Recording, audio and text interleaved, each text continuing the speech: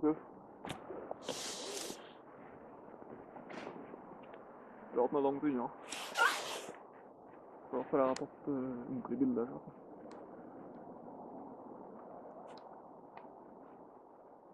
Glir fint over.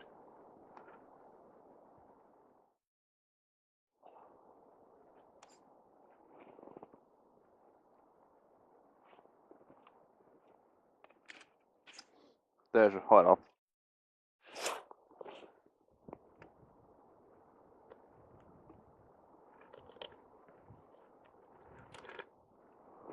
Jeg har den her også.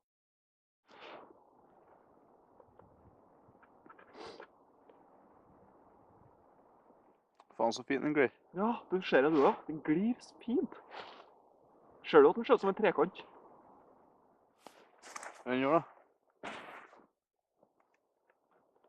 Så at man får tatt debygd den som fly da.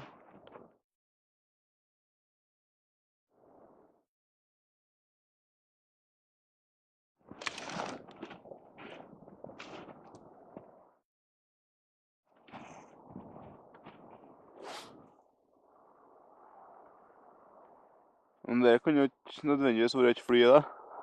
Hæ? Det kan jo ikke være et fly, tror jeg ikke. Nei, jeg lager ikke lyd engang. Altså, lyden bryr jeg meg ikke om, for alt for langt unna til at vi hører likevel, men altså... Ikke nødvendigvis. Jeg har holdt fly som er bak siden da. Den har jo samme faens formen uansett hvor langt den er ferdig nå. Jeg vet.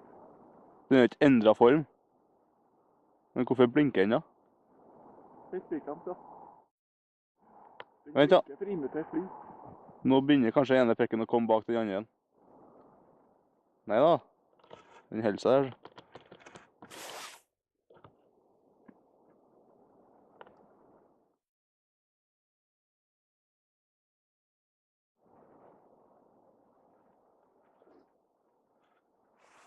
Mistet han.